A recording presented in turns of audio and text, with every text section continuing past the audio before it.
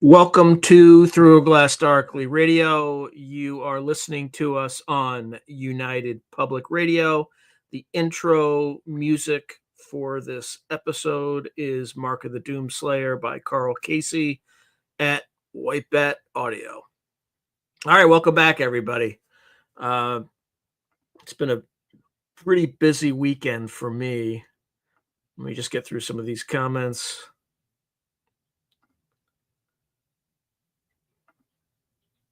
Uh-oh.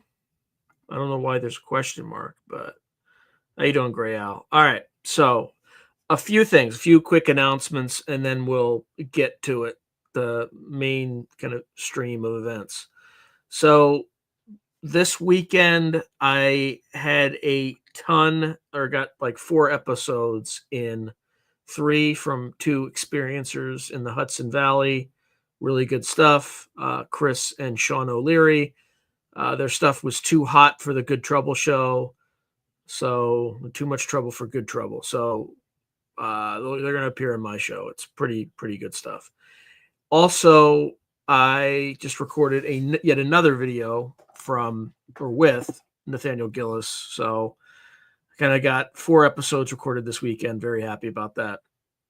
Oh, the other thing, and this is just a standard announcement. If you are subscribed, or you think you are subscribed to this channel, YouTube has other things in mind for you. So please, if you'll just indulge me and go check, confirm if you think you're subscribed, that you are still subscribed, please do that. I have 4 documented instances right now where people thought they were subscribed. They were subscribed and YouTube arbitrarily unsubscribed them. I don't know if it's an algorithmic issue. I don't know if it's some instance of shadow banning. I don't know what it is, but it's starting to get really old. Also, if you've watched this channel in the past and you still haven't subscribed, I would appreciate it very much if you did. So anyway, wanted to get that out of the way. Oh, the other thing, this is actually really important. So this radio show is actually a lot more successful than my YouTube channel is. So on a weekly basis, I'm getting like between 500 and 600,000 listeners, watchers across, radio, YouTube, Spotify, SoundCloud, all sorts of different platforms. So they tell me it adds up to between 500 and 600K. So because of that success, I am going to be they're going to be moving me to Saturday night starting next week. Saturday night apparently is a much more trafficked night for this sort of stuff. It's going to be at 7 p.m. Pacific, 10 p.m. Eastern, and 9 p.m. Central Time. So, when I schedule the next topic and all that good stuff, it will have all those details, but please do show up on Saturday night instead of Sunday night going forward. So it's good news. It's not bad news. They tell me that I will get to 1 million or more much quicker if I kind of go to that slot. So anyway, let's just see what comments they got. Okay.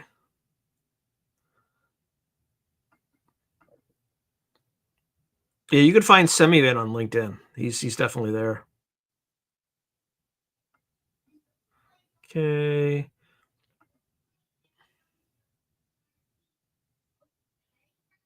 Yeah, I have not. I've been so busy with there's a bunch of other projects that I'm going to release my second anthology sometime reasonably soon, because I finished it in 2019 and it's just been sitting on my hard drive for a long time. So I updated it this weekend. I am kind of working on the cover today. And then thank you, Janie, for checking. Okay. Sorry, I'm just going through this.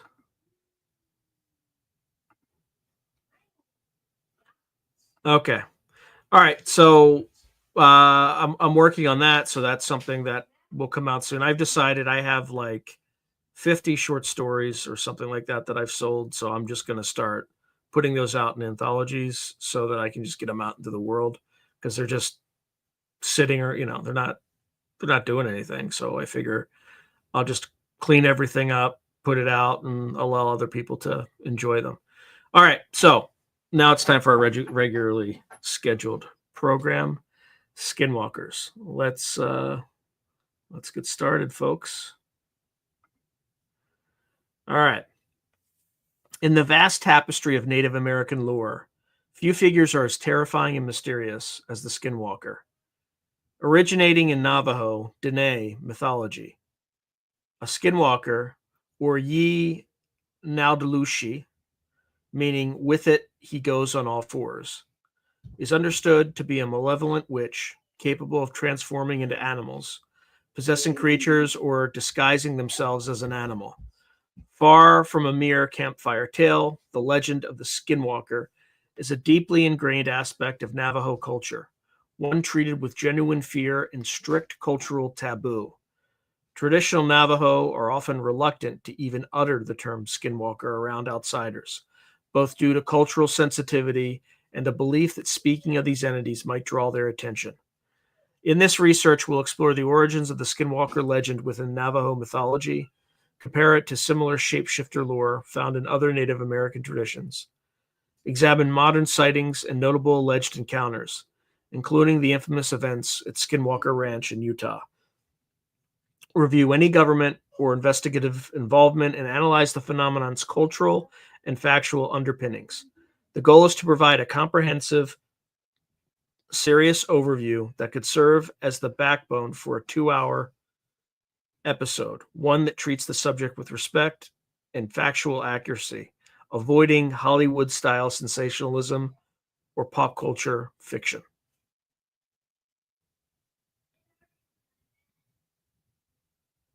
All right. Navajo witches and the witchery way. Skinwalkers in Navajo culture. In Navajo tradition, skinwalkers are not monsters or cryptids in the typical sense, but rather human witches who have chosen to turn away from the light and embrace evil. Navajo spirituality acknowledges a dark counterpart to the positive work of medicine people. Those who practice harmful witchcraft are known as Auntie Genia or Genai, and the Yi Nuld Lushi, the Yi Nuld Lushii is one of the most feared varieties. These witches are viewed as the antithesis of Navajo values, wielding perverted ceremonies and magic to cause harm, in direct contrast to the healing performed by medicine men and women. By Navajo law and custom, engaging in witchcraft is among the worst of crimes. It represents a profound betrayal of the community. In fact, historically, suspected witches could face deadly retribution. When someone becomes a witch, it's said they have forfeited their humanity and their right to exist. This notion was brutally illustrated in the Navajo Witch Purge of 1878, during which about 40 people accused of witchcraft were killed by Navajo authorities in an attempt to restore harmony after years of suffering and turmoil. The purge came on the heels of the Navajos' disastrous forced relocation, known as the Long Walk to Fort Sumner, in the 1860s, a period when many Navajo felt that witches among them had caused the tribe's misfortune. When the people returned to their homeland and conditions improved, they sought out those blameworthy of practicing the witchery way, culminating in the 1878 purge. This dramatic historical event underscores how real and threatening the concept of malevolent witches was and is within Navajo society. Becoming a skinwalker, the witchery way. How does one become a skinwalker in Navajo belief? The transformation is not accidental. It's a deliberate initiation into evil. According to both oral tradition and recorded accounts from Navajo and researchers, an aspirant must commit the most heinous of acts as a prerequisite. Often cited is the requirement of murdering a close relative, such as a sibling or parent. Other gruesome transgressions are frequently mentioned, as well as acts like necrophilia, grave robbery, and desecration of sacred sites or corpses. By performing such taboo atrocities, the individual is thought to extinguish their humanity and fully embrace supernatural evil. This is the initiation into what Navajo doctrine calls the witchery way, a path devoted to using spiritual powers for harm and personal gain. Once this dark rite is completed, the newly initiated witch is believed to gain special powers, prime among them the ability to shapeshift into animal forms at will. The skinwalker is often described as donning the literal skin or pelt of an animal, which is where the English term skinwalker comes from, and through dark rituals, transforming into that creature. Traditional accounts say the preferred forms are fierce predators: wolves, coyotes, foxes, mountain lions, bears, or even birds of prey like owls. By taking on an animal shape, the witch can move swiftly and secretly, prowling around far-flung communities without being recognized. One early anthropologist, Clyde Clutchone, noted that Navajo skinwalker tales usually involve nighttime activities and swift creatures, wolves and coyotes especially. The skinwalker's domain is the darkness. Beyond shapeshifting, skinwalkers are attributed a suite of supernatural powers. Navajo lore and those of neighboring tribes who share the belief claims that skinwalkers can run unnaturally fast, sometimes even described as keeping up with moving cars, and have the stamina to cover huge distances quickly. They are said to be able to mimic voices of loved ones or sounds of animals to lure people out of their homes, a tactic to isolate and attack their victims. Some stories credit them with mind control or psychic influence, using evil charms or spells to instill fear or illness in intended victims. Physical strength, beyond that of normal humans, is another trait attributed to skinwalkers. Their eyes are often described as inhuman, in animal form, glowing red when lights shine on them, and in human form, possessing an eerie, animalistic shine. Perhaps most frightening is their alleged ability to evade detection and resist injury. In many accounts, bullets or blows that would fell an ordinary person or animal have little effect on a skinwalker. Traditional belief holds that killing a skinwalker is possible but extraordinarily difficult. Silver bullets are not the remedy in Navajo lore, but rather bullets or weapons dipped in white ash are said to be one of the few ways to fatally wound a skinwalker, and even then, the shot must hit a critical area like the head or neck. More often, it is believed that only a very powerful medicine man or spiritual healer can actually dispatch a skinwalker by turning its evil magic back against it. Otherwise, those who try to kill a skinwalker may find the witch seeking vengeance in return. This fearsome reputation of a near invulnerable, supernaturally swift, and cruel being makes skinwalkers the subject of dread among Navajo people.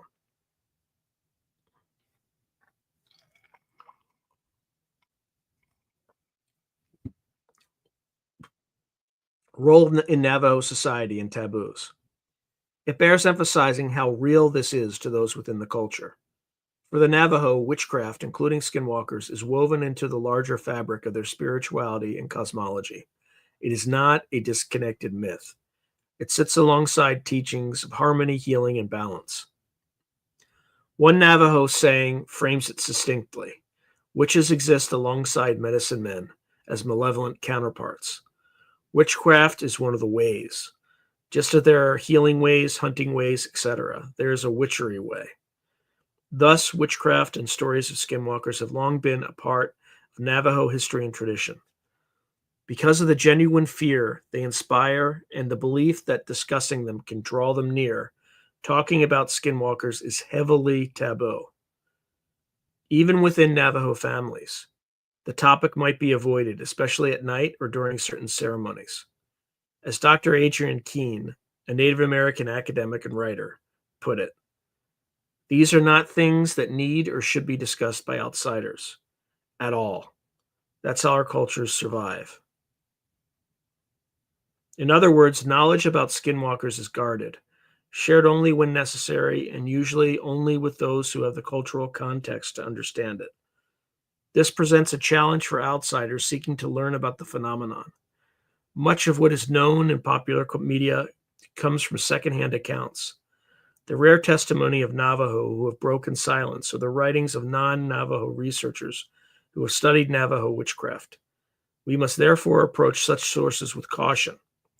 Nonetheless, from what has been documented, it is clear that skinwalkers occupy a cautionary role in Navajo society. They are the embodiment of moral inversion. The fear of skinwalkers and witches can serve to reinforce community values, such as the idea that grievous evil deeds will literally corrupt a person into a monster.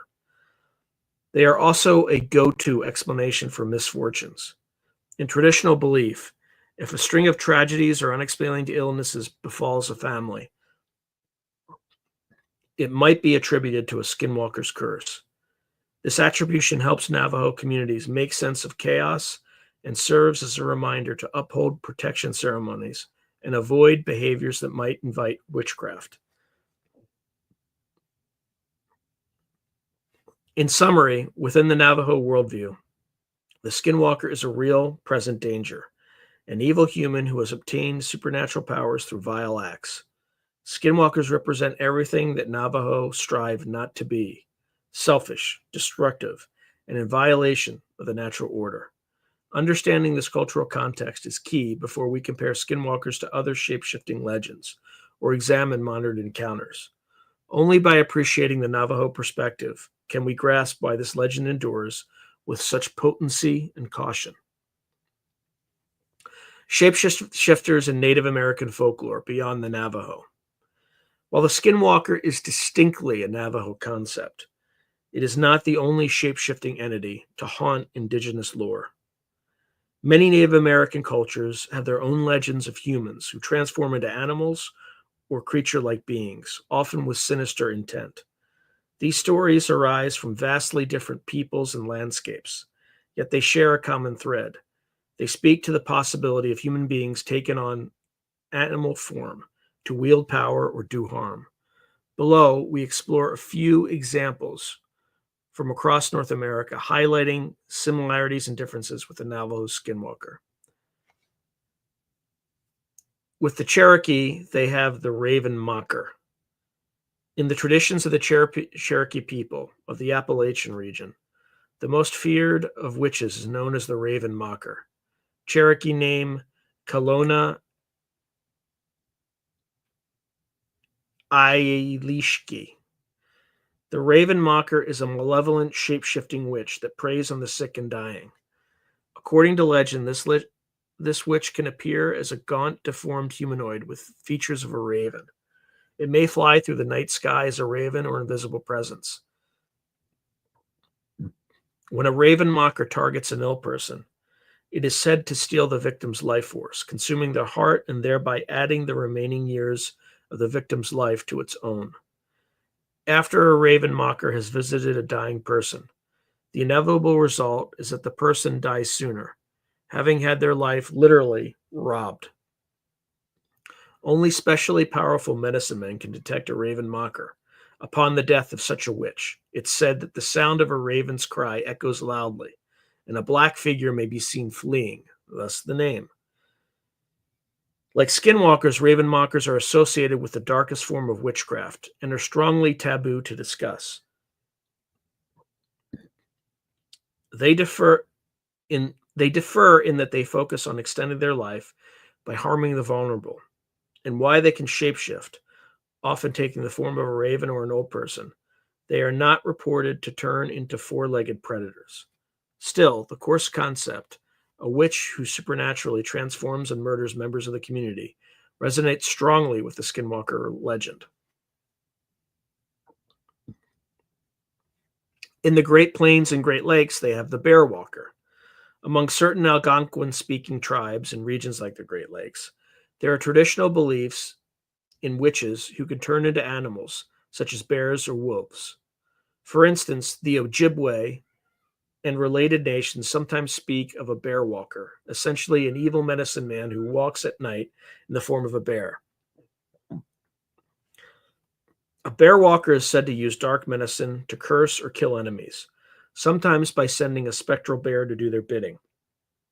In one account, a bear walker could fly or glide and would attack isolated cabins at night, clawing at the walls. This concept is strikingly similar to the skinwalker, a human using a bear skin or bear power to change shape.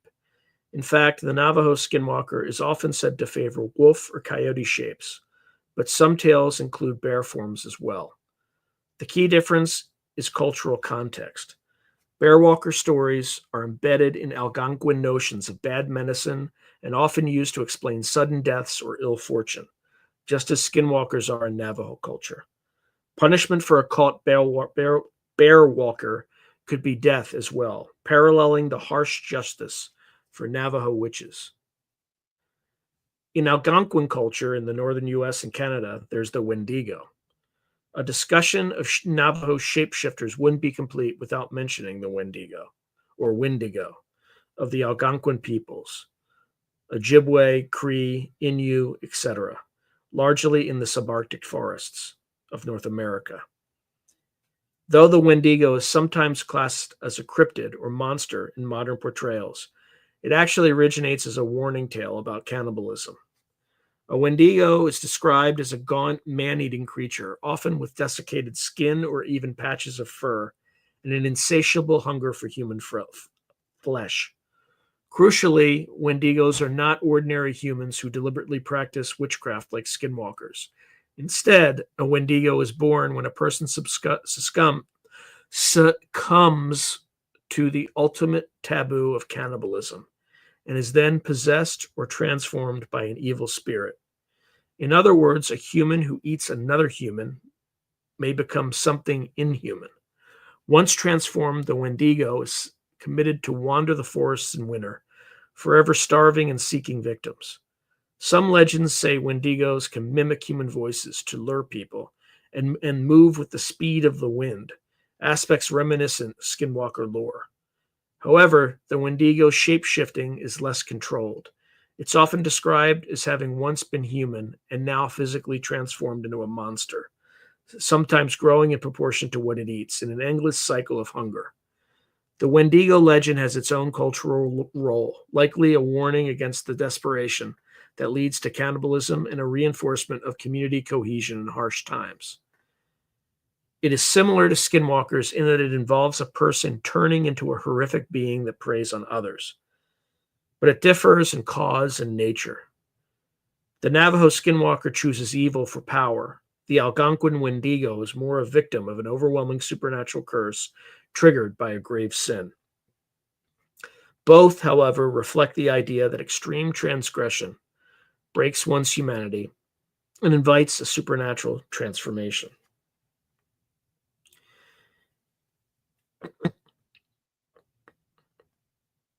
In Mexican and Southwestern folklore, the Nahual or Nagual is one such example. Broadening our scope slightly beyond the U.S., many indigenous cultures of Mexico and Central America have long-standing beliefs in shape-shifting sorcerers, commonly referred to in Spanish as Nagual or Nahual, from the Nahuatl language. A Nahual is typically a human, often a shaman or witch, who can transform into an animal form, such as a wolf, jaguar, owl, or turkey. In some Mexican indigenous traditions, for instance, Maya or certain Puebloan beliefs, these sorcerers might use their powers for either good or evil. However, the common folk understanding, especially after colonization, leans toward Nagual as witches who turn into animals, like coyotes or donkeys, to cause mischief or harm. This parallels the skinwalker closely. Indeed, anthropologists have noted that the concept of a witch turning into an animal is one of those archetypal ideals that crops up in many cultures. The Navajo Skinwalker is unique in its specific cultural setting and details, but it shares a family resemblance with these southern shapeshifter beliefs. For example, stories from rural Mexico or Mexican communities of encountering a strange animal that, when injured, later is found to have injured a local brujo, witch, mirror Navajo stories where shooting a coyote found on the property might later reveal a reputed witch found hurt or dead from the same wound. This kind of trope, the transmutability of witch and animals, widespread. In other native traditions, many other tribes have their own version of witches or shapeshifters, too many to detail exhaustively here.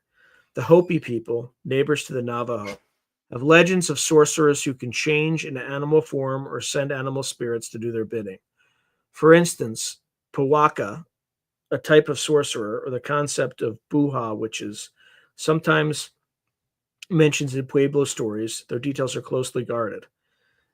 The Ute people of Utah, who live adjacent to the Navajo, have tales about evil medicine men as well. In fact, local Ute lore holds that portions of their land were cursed by Navajo skinwalkers long ago, a point we'll revisit when discussing Skinwalker Ranch. Even in the Pacific Northwest, the Tlingit and other coastal tribes tell of shamans who could turn into wolves. Some of these tales crossed over with settler stories of werewolves, though the context is different. And across the Bering Sea, Siberian shamanistic cultures also have a long tradition of belief in human-animal transformation. This is all to illustrate that the notion of shape-shifting is truly cross-cultural.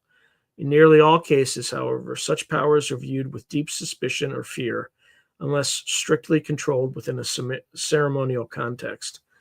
They are associated with witchcraft, tricksters, or punishment from the spirits. As one academic summary puts it, many indigenous communities, Cherokee, Hopi, Navajo, and others, shared folk beliefs of malevolent figures with supernatural powers who harm their own people, often leading to severe punishment for those accused. The Navajo Skinwalker is perhaps the most famous of these legends today, but it is by no means alone. It's worth noting that European colonial influence sometimes blended with these native stories. For instance, hold on. Give me a moment.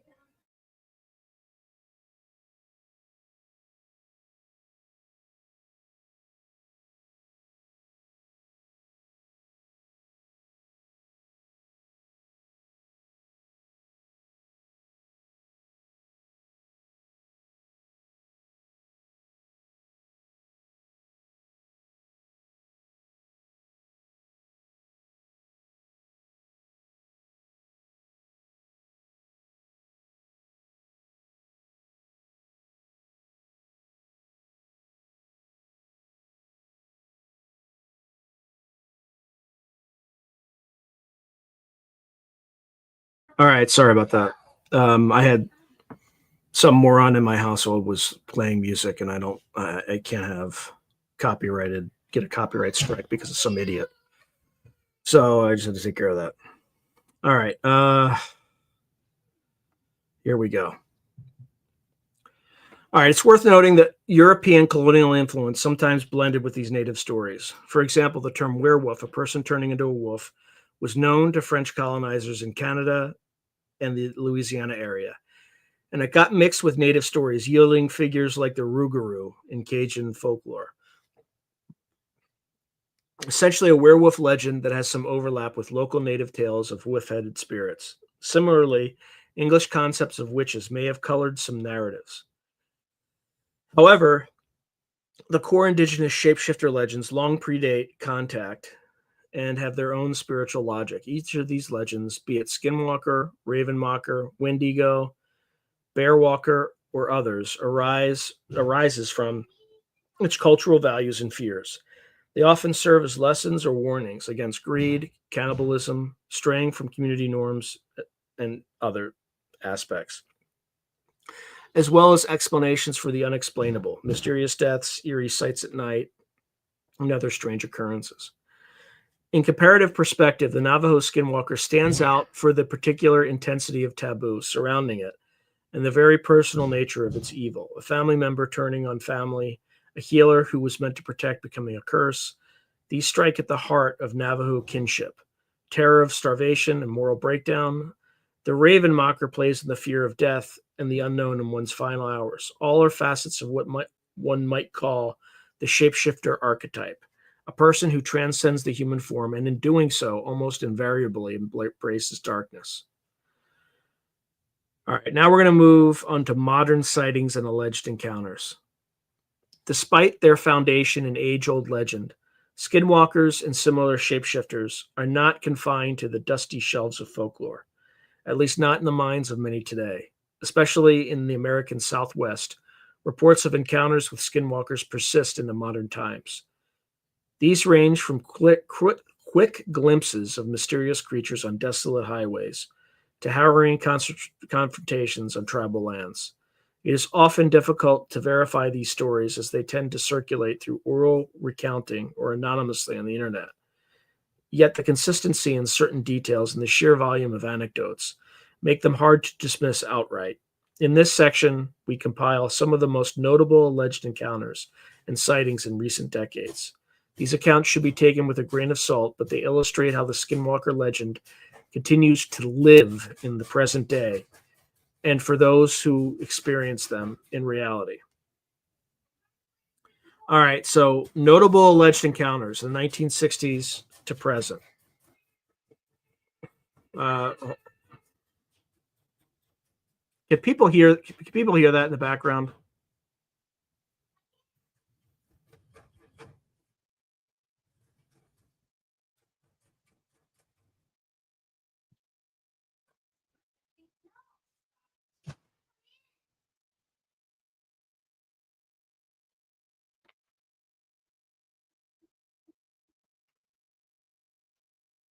All right. Anyway, all right. It sounds like it's not too crazy. All right. Continuing this. All right. So here's some notable alleged encounters, 1960s to the present. The upright laughing ram. A man in the Navajo Nation was doing repairs on an old ranch house one evening when he heard unnatural laughter coming from the sheep corral.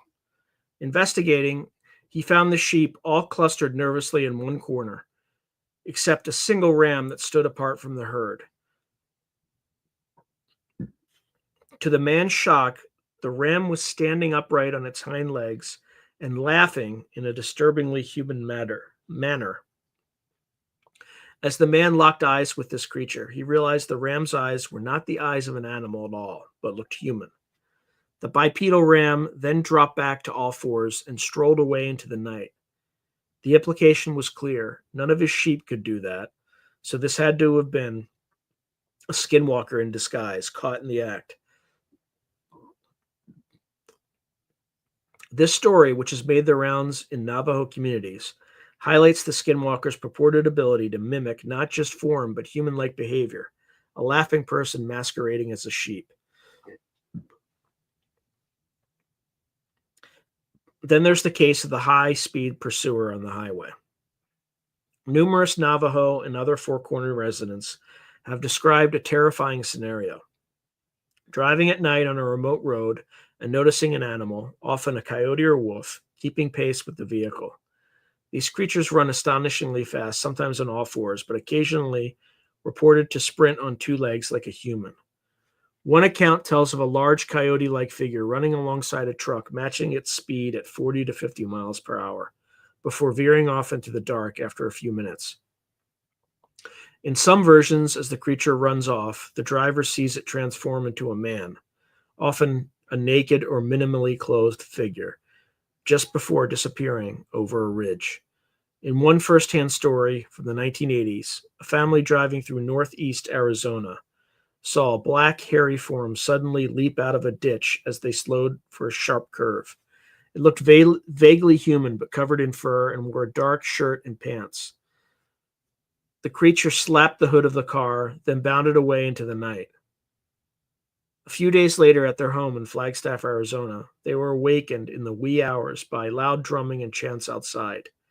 Through the windows, they glimpsed three dark humanoid shapes lurking just beyond their fence. The figures were described as shadow men and seemed unable or unwilling to climb the fence. After a tense standoff, they left. The family firmly believed that this was the same entity or entities from the roadside, essentially that a skinwalker had marked them and followed them home to harass or intimidate them. Such stories of hitchhiking skinwalkers, where an encounter on the road leads to paranormal disturbances at home, are surprisingly common in Navajo country. Then there's the story of stolen infants in Whirlwind. One especially eerie tale recounted by Navajo elders and even by a Navajo ranger, which is effectively a law enforcement official on the reservation, concerns a funeral wake for an infant that took place on the reservation. The grieving family had gathered around a bonfire at night, with the small body of the child wrapped and placed at the center of a circle of relatives. According to witnesses, as prayers were being said, a sudden gust of wind or dust storm arose out of nowhere, a vortex of dust devils that swept through the gathering. The mourners were blinded by blowing sand for a minute. When it settled, to their horror, the infant's body had vanished from the blanket. Given the Navajo belief that skinwalkers covet human corpses, especially of children, which might be used to craft powerful curses or potions, the immediate conclusion was that a skinwalker had whipped up the fake storm as a distraction and abducted the baby's remains. This story underscores how skinwalkers are believed to use weather manipulation or elemental magic as part of their tricks. It also shows the degree of emotional anguish and fear tied into these encounters. Losing a loved one is bad enough. The idea that a witch has literally stolen your deceased child for nefarious purposes is a nightmare beyond words. Such incidents reinforce why, in Navajo culture, strict precautions are taken during burials, and why the bodies of infants and respective figures are watched diligently until proper funerary rites are complete. Then there's the case of chased by a dusty white creature. Stanley Milford Jr., a Navajo Nation ranger, who later came to fame as one of the tribe's paranormal rangers, has shared a personal experience from his youth that sounds like it leapt right out of a horror movie. As a teenager in the late 1980s, Stan was driving home at night across the desert back roads of the reservation after seeing a movie in town. The road was lonely, and his truck's headlights cut tunnels in the darkness. Suddenly, he noticed something moving alongside him in the scrub. At first, he thought it was a horse galloping parallel to his truck. Odd, he thought, as there were no houses or ranches right there. Were there no horses or ranches right there? He accelerated. To his astonishment, the figure kept pace. When he glanced more closely, a chill ran down his spine. It wasn't a horse at all. It was a dusty white figure running on two legs, effectively a pale humanoid sprinting at incredible speed next to the vehicle. He couldn't make out details. The description, dusty white, suggests perhaps it was covered in ash or had a pale powder on it. But it clearly was not an animal. Stan floored the gas pedal, pushing past 60 miles per hour. The thing ran alongside him for a time before finally falling behind as the truck reached highway speeds. When Stan later learned more about skinwalker lore, one detail struck him. Skinwalkers are often said to coat their bodies with a fine ash or white powder. In some stories, it's the ash from burned human remains, a substance that purportedly enhances their power. The creature he saw was exactly dust-covered and pale, as if matching that lore. This incident left a deep impression on him, so much so that he included it in his memoir years later. Notably, he survived unscathed. Many skinwalker encounters end with just a fright, but he is certain that he crossed paths with something not human that night on the desert road.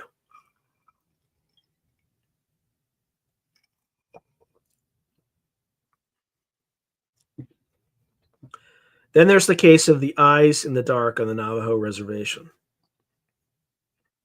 Another category of encounters involves watchers in the night. People have reported strange, almost otherworldly eyes shining at them from cliff tops or mesas. In the Four Corners region, which includes parts of Arizona, New Mexico, Utah, and Colorado, there are numerous sheer rock mesas and secluded canyons. Campers or sheep herders occasionally tell of looking up to a ridge under a moonlit sky and seeing a silhouette of a humanoid figure and two pinpoints of glowing red or yellow eyes staring down at them. When they call out or shine a flashlight, the figure might stride away with inhuman speed or simply vanish. One witness described such a figure as tall and extremely thin, almost glowing in the moonlight with eyes like embers. Others mentioned the sound of odd laughter or a distorted coyote howl right after such a sighting, implying the entity was deliberately toying with them. While these eye-shine encounters could sometimes be attributed to animals, many animals' eyes reflect red or yellow in light. The witnesses insist the shapes they saw were too large and human-like to be nocturnal animals. Within Navajo belief, a skinwalker in animal form will betray itself by its eyes. If you light it up at night, the creature's eyes will shine unnaturally bright, and in turn, when a skinwalker is in human form, their eyes might look like an animal's. Thus, these stories feed into that expectation, reinforcing the lore. It's important to note that contemporary Navajo people, especially younger generations, have a complex relationship with these tales. On one hand, many are raised hearing about skinwalkers from parents or grandparents, often told as warnings. Don't stray at night, skinwalkers will get you, is a refrain akin to stranger danger in some communities.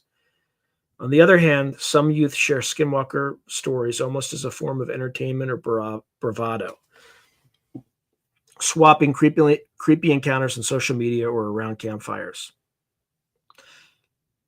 However, even in those seemingly casual retellings, there's often an undercurrent of belief, or at least fear, that what they're discussing might be real. One anecdote, for instance, appeared in an online forum where a young Navajo man described late on a reservation road, or who described driving late on a reservation road and seeing a strange, hunched figure on the side. He slowed, thinking it might be someone in need of help, when the figure suddenly loped across the road in front of him. His headlights illuminated what looked like a gaunt, naked man covered in white powder or clay, with an animal skin draped around him. The man-creature glanced at the car with glowing eyes and then bounded into the sagebrush with astonishing speed. The driver didn't stick around. He sped away with a sense of dread suffusing the car. When he told his family, they urged him to see a medicine man for a cleansing ritual, as they feared the skinwalker's glance might track him. This highlights how even a single sighting can spur protective measures in the community, such as prayers or ceremonies to ensure no curse or ill effect lingers.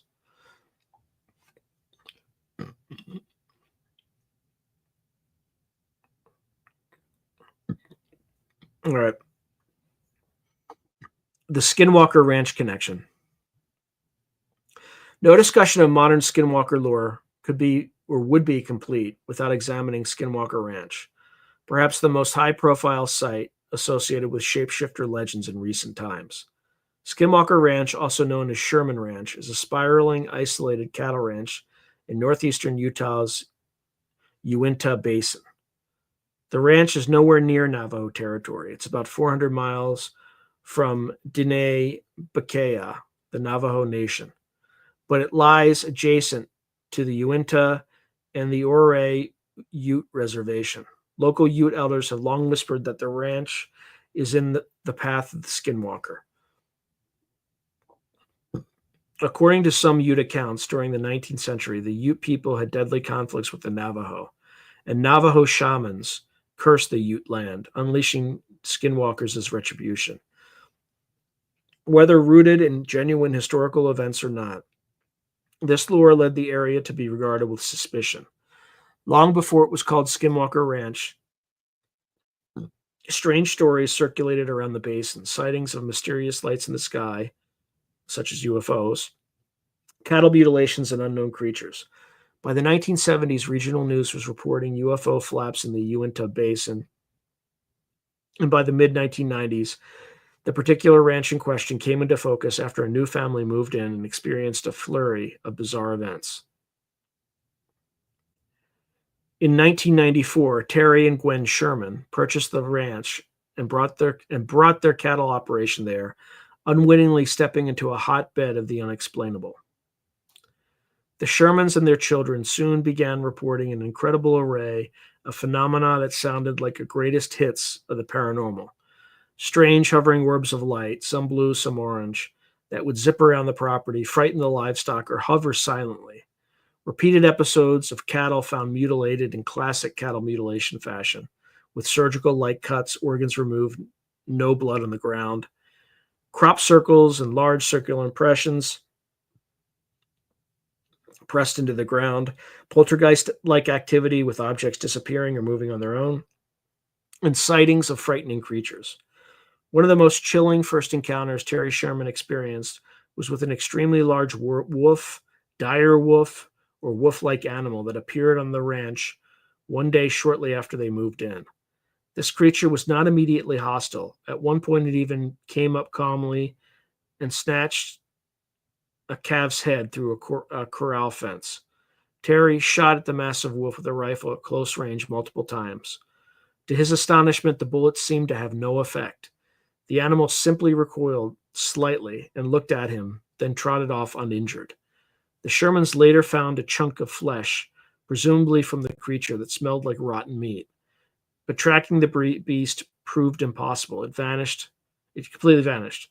This bulletproof wolf incident strongly evoked the idea of a skinwalker, a large wolf that could not be killed by gunfire. The Shermans also described the wolf as having oddly intelligent or uncanny eyes. Over the next 2 years, they allegedly encountered other creatures. One was described as a predator-like being, invisible except for a silhouette or distortion of the air, much like the camouflage creature in the movie Predator, that emerged from a tunnel of light. Another was an object or creature that looked like a large shadowy humanoid crawling out of a floating orange portal in midair. And on several nights, they and ranch visitors saw red-eyed beasts watching from the tree line. At least one such beast was shot and seemed to fall off a limb, but again, it left no body behind. After 2 harrowing years, the Shermans decided to sell the ranch. They were frankly terrified and fed up with the losses of cattle and peace of mind. The strange tales of the Sherman family hit the news in 1996.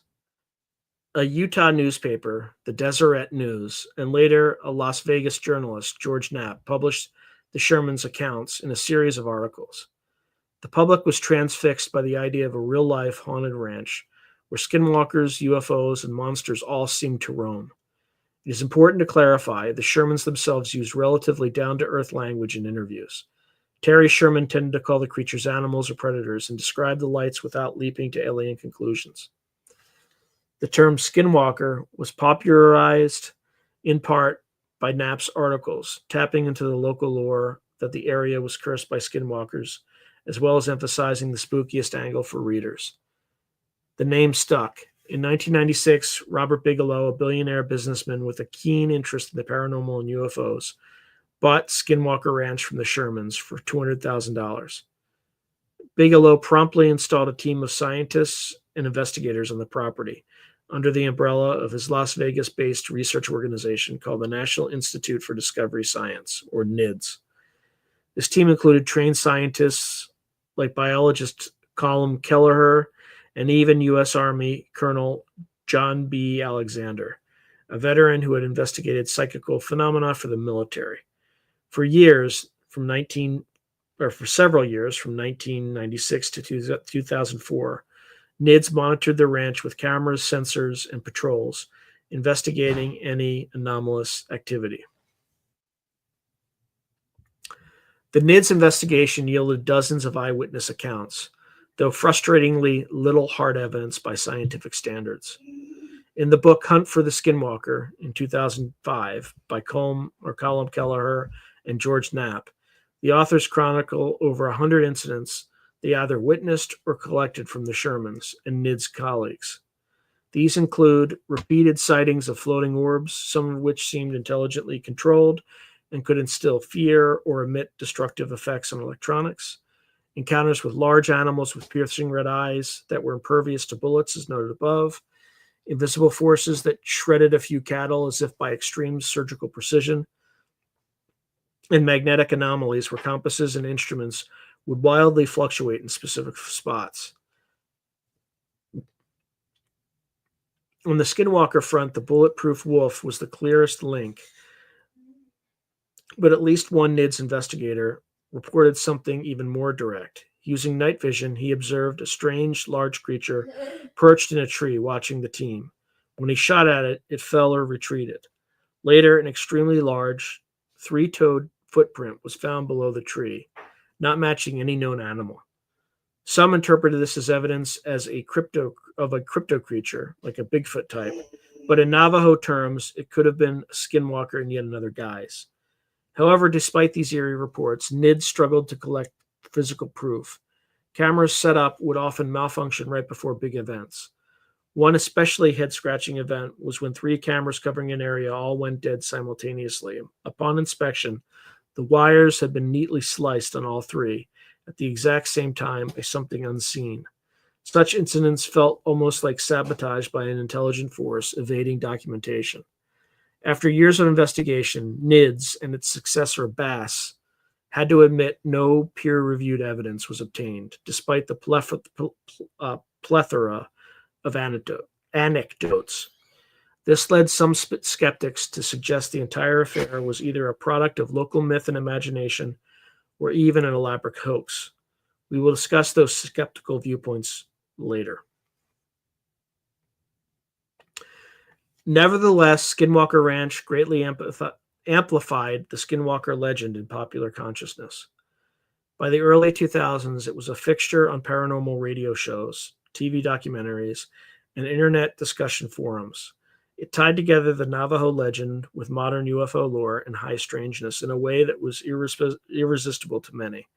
Interestingly, the Ute tribe, whose reservation is next door, have largely shunned the publicity. Ute cultural ambassadors have mentioned that indeed their tradition speaks of that particular place as Tony Nia, filled with spirit or danger loosely, and that they seek to avoid it. They also use the term skinwalker in speaking to outsiders about it, though whether this is an import from Navajo stories or an independent concept is unclear. In any case, the ranch's reputation for shape-shifting witches became so well known that it eventually caught the attention of the United States government, a development as strange as the paranormal as the phenomena themselves, which we turn to next. Government investigations and involvement. It may come as a surprise, but the lore of skinwalkers and the paranormal events at Skinwalker Ranch did not remain purely in the realm of folklore or private curiosity. In the late 2000s, elements within the U.S. government took a covert interest in these phenomena, blurring the lines between legend and official science. This interest largely piggybacked on the Skinwalker Ranch incidents described above. Here we'll outline how a secretive Defense Department program became entangled with the Skinwalker legend and also touch on how tribal authorities have approached the issue. NIDS and the path to a Pentagon program.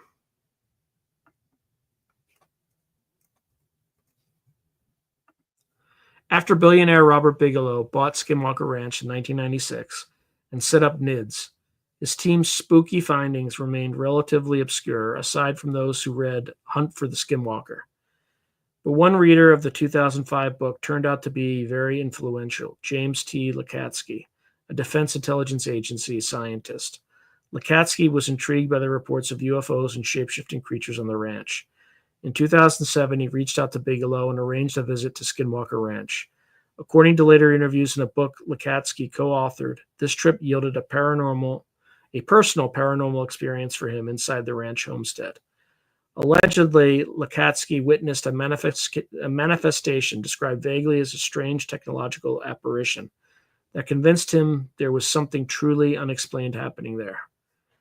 Following this, Bigelow and Lakatsky briefed a key ally, Senator Harry Reid of Nevada. Reid, who was already interested in UFOs and had known Bigelow for years, was alarmed yet fascinated by the talk of shape-shifting entities and unexplained forces at the ranch. Together with two other senators, Ted Stevens, who had his own UFO sighting as a pilot, and Daniel Inouye, Reed helped secure a discrete appropriation of $22 million in the Pentagon's budget to fund an investigation into advanced aerospace phenomena. This program, launched in 2008, was codenamed ALSAP, Advanced Aerospace Weapons Systems Application Program, a deliberately bland name masking an exotic mission.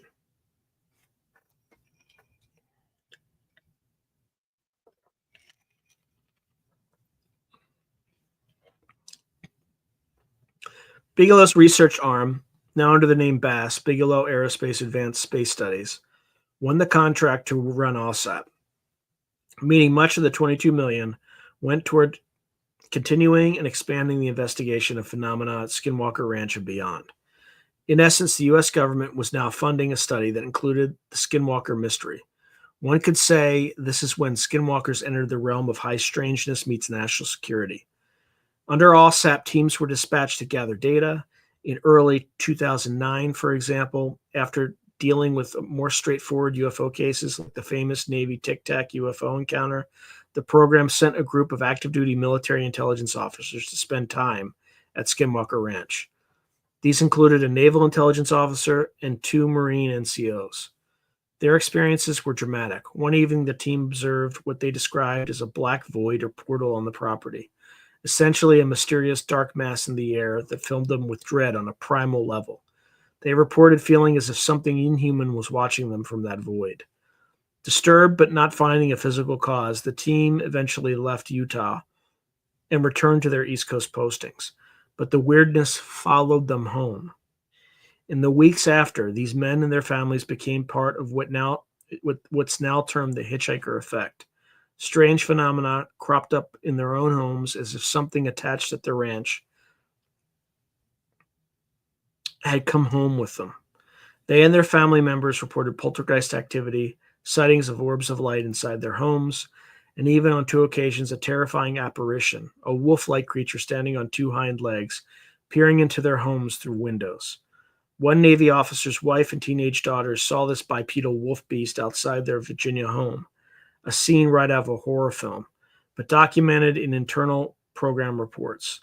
Such accounts were included in the program's findings and later publicized in the book Skinwalkers at the Pentagon, co-authored by Lakatsky, Kelleher, and George Knapp. However, the involvement of government in something as fringe as skinwalker hunting was not without controversy. Within the Defense Intelligence Agency, and later the wider Department of Defense, skepticism and ridicule emerged when word of ALSAP's scope trickled out. Some officials derisively referred to it as the Pentagon's ghost hunting or werewolf program. In fact, when ALSAP's existence was first revealed publicly via the New York Times in 2017, in a story mainly about UFOs, the Pentagon quickly downplayed it, using the alternative name ATIP, Advanced Aerospace Threat Identification Program, and focusing only on UFO videos. It became clear that certain Pentagon officials were uncomfortable with the paranormal aspects of ALSAP, feeling it would derail the credibility of legitimate UFO research. Luis Elizondo, an intelligence officer who took over a successor UFO program, explicitly stated they steered clear of Skinwalker Ranch in later efforts to avoid the woo-woo stuff that generated antibodies in the DoD. The Pentagon spokesperson, when asked about in 2021 about the Skinwalker-focused claims, simply responded no, refusing to confirm any paranormal research, and noted that the publication of such material carried no endorsements of its truth. Essentially, the official stance became that there was a UFO program concerned with aerospace threats, but not a government investigation into shapeshifters per se. Despite the distancing, the fact remains that government dollars and personnel were involved in probing the Skinwalker Ranch mystery for a time. This stands as one of the few, perhaps only instances where an indigenous legend, the Skinwalker, found its way into semi-official inquiry on federal levels. It's a testament to how compelling and alarming the ranch's incidents were that seasoned military folks would entertain the possibility of encountering something truly out of this world or out of this realm of folklore. All right, let's take a breather. Let's see what comments people have. Bear with me while I go all the way back.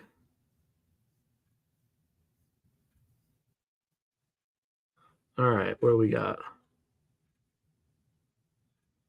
So Overlander BC is saying, I saw a video of McDonald's getting caught by a 3-letter agency for having hundreds of body. Ugh. Yikes.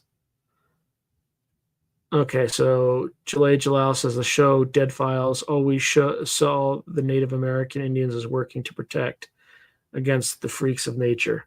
Every time all the strange spiritual creeps they protected.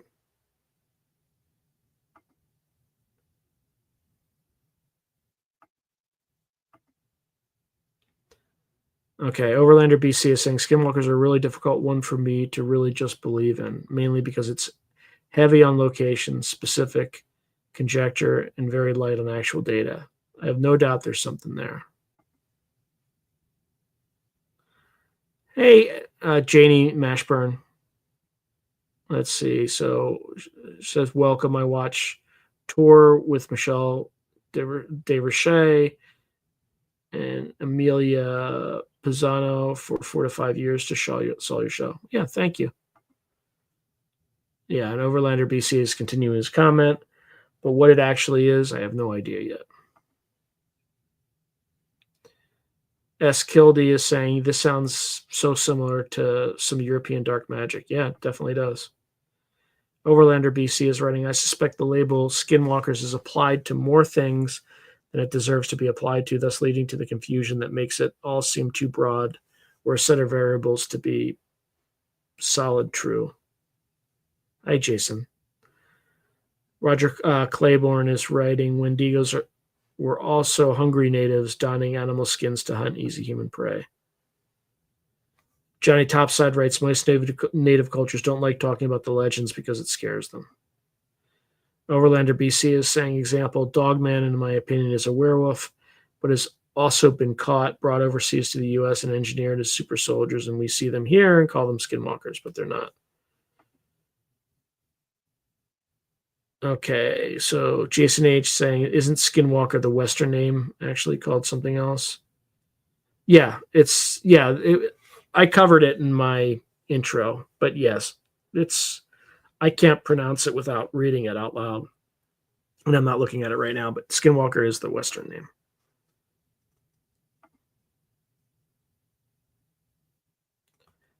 Now there's the Navajo have a very specific word for it. It's not Wendigo. I'll tell you what it is really quickly. Just have to find it. So it's a Yi Nald Lushii. Yi Nald Lushii. That's the word from Navajo. I probably shouldn't say that too much out loud.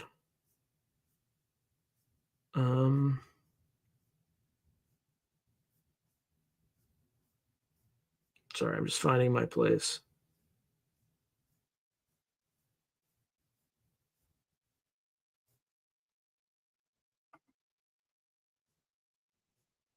There we go. Okay. All right. Hey, Kason. Good to see you. Okay. John Kurtz is saying Navajo Nation in Arizona includes Monument Valley. Overlander BC is saying Wendigo is a native name for big shapeshifter beings in Canada, according to Travis Mustus.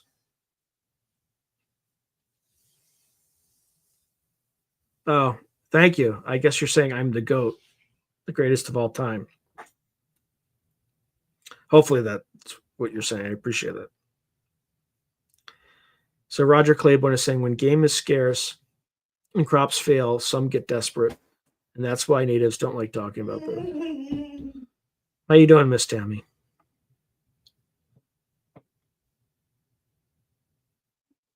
Okay.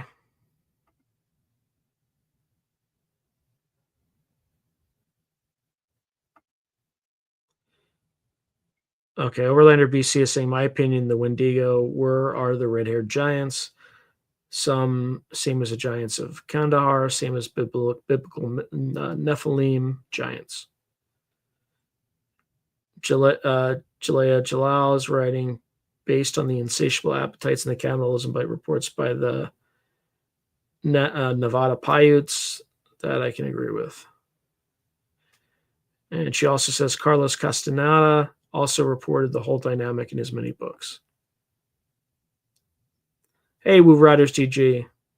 He writes, hello, Sean. Hope you and your family are doing great. God bless. You too, brother. Okay. Hey, greetings, Philip. Good to see you. Jalei Jalal's writing, there have been many videos of deer being skinwalker. If it is obvious, because it is very zombie quality exhibit.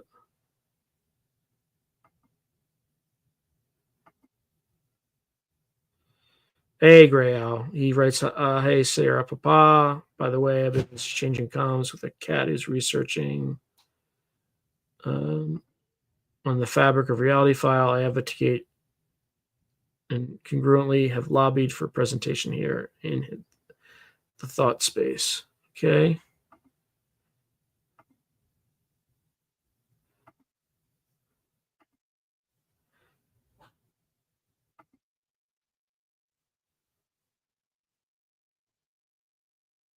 Okay, he said yourself and that Through Less Darkly Broadcasting are already within the resources he takes in, and he is greenlit for bang on interview, discussion with yourself. It's all greenlit on your switchboard too. Okay, yeah, just send me background on my email. Tim Mothman, hey, how you doing? Happy Sunday. So Jalei Jalal saying, okay, so deer, sheep, bear, rabbit reported the tall whites used the animals too, canines, and what else?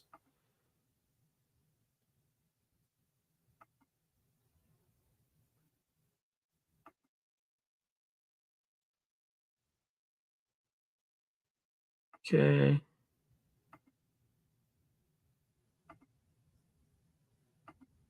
Sorry, I'm just trying to get through this relatively quickly, folks.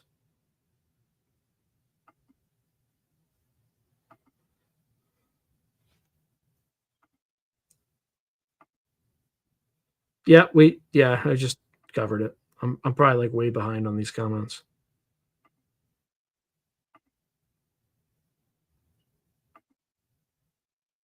Okay, Roger Claiborne is writing, I had some pet wolves a few years ago. My biggest was about the size of a Great Dane, but he had a brother the size of a small pony. A little bit of dog makes them big. Yipe. Yikes.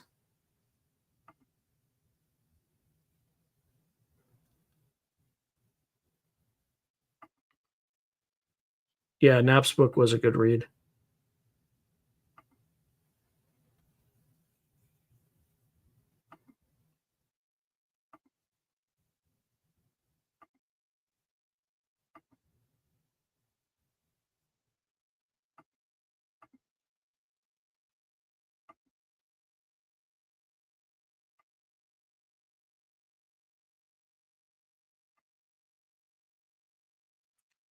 Okay, Spiritual Ascension is saying when selling their soul to the darkness, they are often given two different routes, the vampiric blood drinking route or the wild animal, otherworld cryptic wild animal route.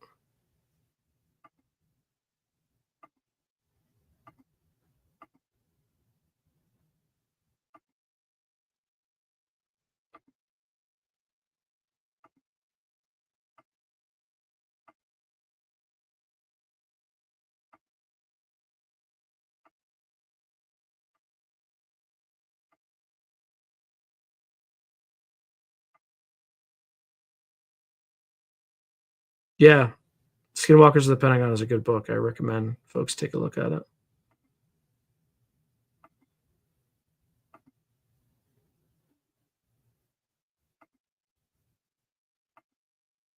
Sorry, I'm just getting through everybody's kind of some small talk.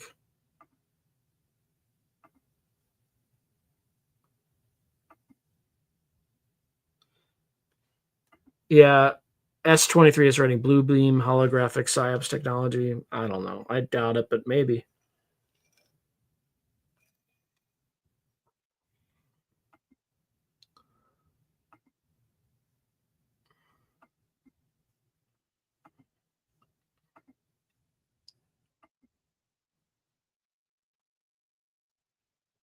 Yeah, I already did an episode mentioning all the demon names. Yeah, that was not smart.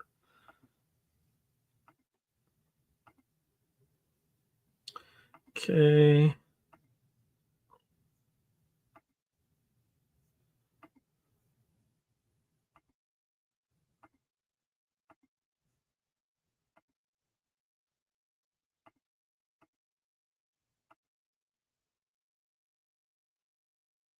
Oh, wow.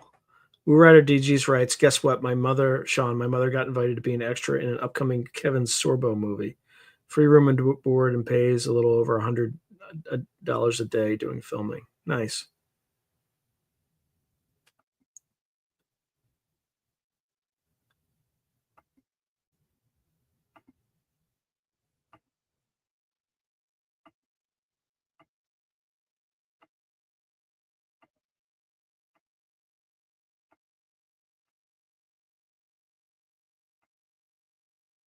Yeah. Apologies for going through this. Hey, Dusty. All right, let's get back. Oh, no, another one. All right, let's get back to tonight's regularly scheduled program right now. All right, Navajo Nation Rangers, paranormal encounters. Meanwhile, in Navajo lands, there's also been an official investigative interest, albeit in a different manner. The Navajo Nation has a special law enforcement division known as the Navajo Rangers, similar to park rangers or wildlife officers, but with broader duties on the reservation. In the early 2000s, two rangers, Stan Milford Jr. and Jonathan Dover, were assigned a unique task force to investigate reports of paranormal occurrences on Navajo land, ranging from UFOs to Bigfoot and including skinwalkers. This unusual mandate came out because the community members would occasionally come forward with frightening experiences, and rather than dismiss these, the Navajo leadership decided to address them seriously. Milford and Dover, both of Navajo heritage, with Milford also part Cherokee, took on this role and earned the nickname the Paranormal Rangers. One of their first cases around 2010 involved an elderly Navajo woman who reported a skinwalker skulking around her remote homestead, or Hogan. Initially, a younger officer laughed it off, but the Rangers captain reprimanded that attitude and sent Milford and Dover, who had open minds, to investigate properly and respectfully. In interviews, including a 2022 Unsolved Mysteries episode and a Fortean Times article, Milford and Dover have described responding to scenes where alleged skinwalkers were seen. They approach these cases like any other, looking for footprints, gathering witness statements, and occasionally finding puzzling evidence, such as oddly spaced tracks or animal prints that stop abruptly. They even sketch out suspect descriptions when possible. In doing so, they have collected a sort of confidential dossier of skinwalker lore that meets detective work. Milford has shared one particularly grisly incident that local medicine men recounted to him. A group performing a burial of a stillborn baby was disrupted by a sudden dust storm, after which the infant's body was gone. This is the same story we discussed earlier. This was essentially filed as a likely skinwalker theft. Another account from the Rangers involves the discovery of cache sites where suspected skinwalkers stashed their medical paraphernalia, including bags of bone, dust, effigies, and animal skins. One such stash was reportedly found concealed in a rock crevice, wrapped oddly in cloth.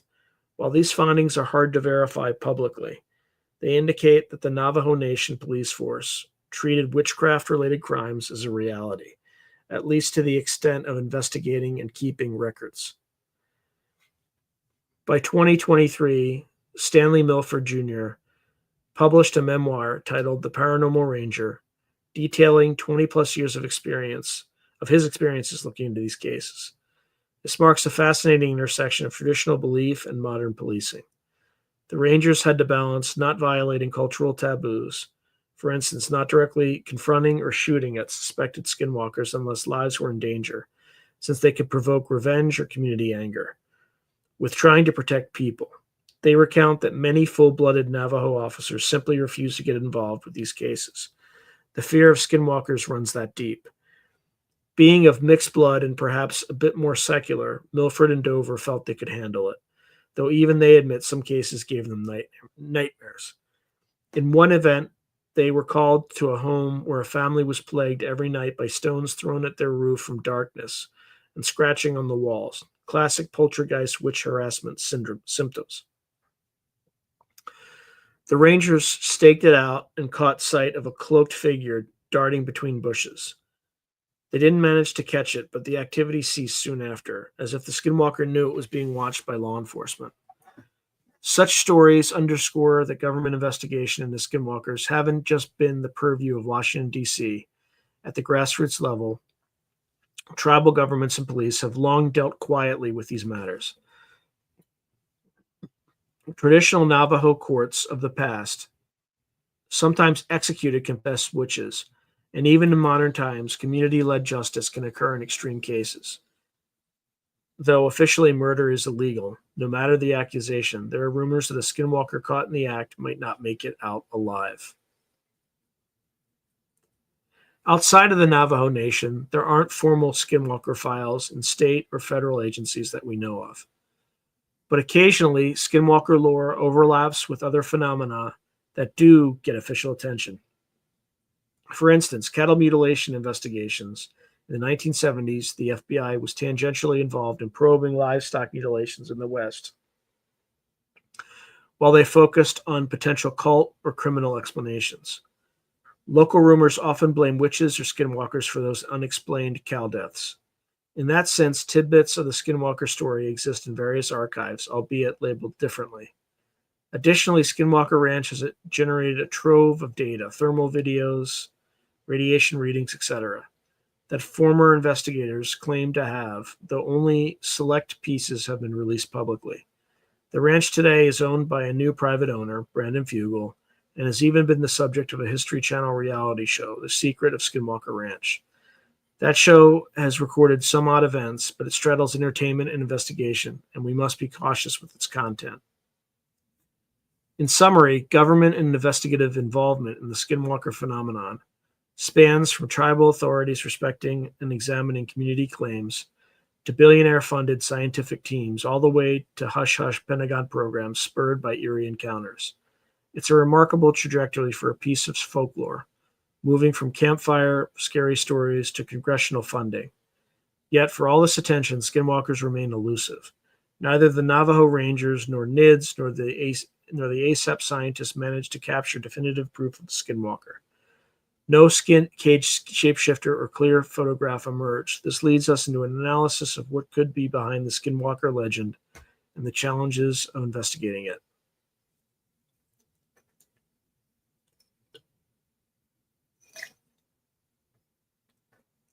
Analysis, folklore, fear, and the facts behind the legend. After surveying the rich mythology, the spine-tingling encounters, and even the official probes into skinwalkers, we arrive at the crucial question. What is really going on here? How much of the skinwalker legend is founded in truth and how much in cultural perception or misinterpretation? Analyzing the skinwalker phenomena requires walking a fine line. On one side, we have the cultural truth for the Navajo and many who grew up around Four Corners. Skinwalkers are absolutely real in the sense of belief and as an explanation for evil happenings. On the other side, we have the scientific skepticism that demands empirical evidence for such extraordinary claims. Bridging these is not easy. Here, we will consider several facets: cultural significance of the skinwalker, the difficulty of investigating such phenomena, alternative explanations, rational or otherwise, and the impact of modern media on the legend. So starting with cultural and psychological significance. From a social science perspective, one can view the Skinwalker as a manifestation of cultural fears and norms. Within Navajo society, which has historically been communal and based on clan relationships and mutual support, the idea of a witch, a selfish individual who harms their own kin for power, is the ultimate threat. It symbolizes internal betrayal. In times of hardship, drought, disease, colonization, the specter of witches could arise as a way to make sense of why bad things were happening to good people. Someone among us is using curse forces. The witch plague of 1878, or the witch purge of 1878, is a clear example of a society under extreme duress after Bosque Redondo captivity, turning to a witch hunt to expunge perceived internal enemies. While tragic, this event has echoes in European and African history as well, where witchcraft accusations often spike during crises. Thus, Skinwalker lore in part functions as a social regulator, discouraging jealousy, greed, and desire for vengeance, since those emotions, if acted upon magically, literally create monsters in the cultural view. It also provides a measure of control or explanation. Something goes wrong, crop failure, a sudden death. Identifying a skinwalker, rightly or wrongly, gives the community an action to take, whether it's seeking a healing ceremony or confronting the suspected witch. From a psychological angle, belief in skinwalkers can also amplify perceptions. A person traveling alone at night who firmly believes in skinwalkers might misidentify a mundane animal as something supernatural, or interpret a rustling branch as pursuit by a witch. Fear can be self-fulfilling in that way. It's notable that in many skinwalker stories, fear and panic are central. Some witnesses describe being in a sort of heightened state where everything felt ominous, which could be a natural adrenaline response, or if one entertains it, potentially induced by the skinwalker, possibly induced by the skinwalker intentionally. Either way, the interplay of fear and belief is strong. Then there's the skeptical view and challenges of proof. On the flip side, those demanding scientific proof of skinwalkers find themselves empty-handed. Despite decades of anecdotes, no one has provided a verifiable photograph or physical evidence of a human shifting into an animal. There are no forensic remains. A slain skinwalker does not transform back into a person in any documented case. This lack of concrete evidence fuels skepticism. Renowned skeptic James Randi once offered a sarcastic award to Robert Bigelow for essentially chasing phantoms at Skinwalker Ranch. Researcher Robert Schieffer argued that many of the ranch's most dramatic claims came solely from Terry Sherman, with no independent verification, raising the possibility of fabrication or exaggeration. Schieffer even speculated that the Shermans might have spun tales to intrigue a buyer like Bigelow, thus offloading a struggling ranch for a profit. The Shermans did sell relatively quickly. However, Terry Sherman continued to work on the ranch for Bigelow as a caretaker for a while, suggesting he wasn't simply running away from it. Other skeptics note that many supposed skinwalker sightings could be explained by ordinary animals or hoaxes. For example, the bulletproof wolf might have been a large stray dog or wolf hybrid. Adrenaline fear can make it seem like it's shrugging off bullets, when in reality, bullets can miss or hit non-lethal tissue. The weird footprints found could be misidentified animal tracks or outright pranks. For instance, someone with wooden Bigfoot feet. As for the glowing orbs and UFOs, skeptics propose everything from military flares to psychological suggestion. The Journal of Scientific Exploration, which is actually sympathetic to studying anomalies, published a 2023 piece by Barry Greenwood that criticized the Skinwalker Ranch saga as always in the business of selling belief and hope, pointing out that after so many years, not one clear piece of evidence has emerged, which to him suggests the phenomenon might be illusory or folkloric in nature.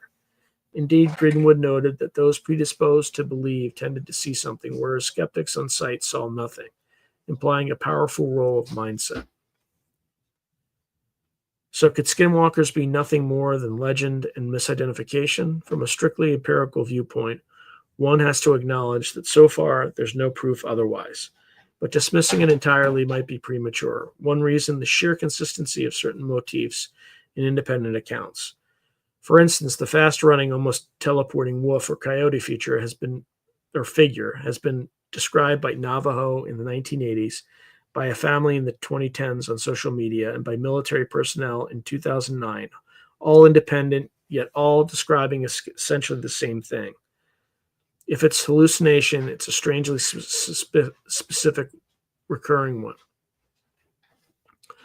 Additionally, Skinwalker stories among Navajo predate modern media, so they're not merely a product of Hollywood. Could there be a rational paranormal explanation?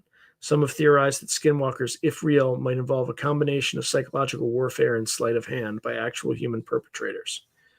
For example, a Navajo witch might use chemicals or herbs to induce hallucinations in a target, blowing special powers through the air, akin to witchcraft poison, known in Navajo as adi or corpse powder.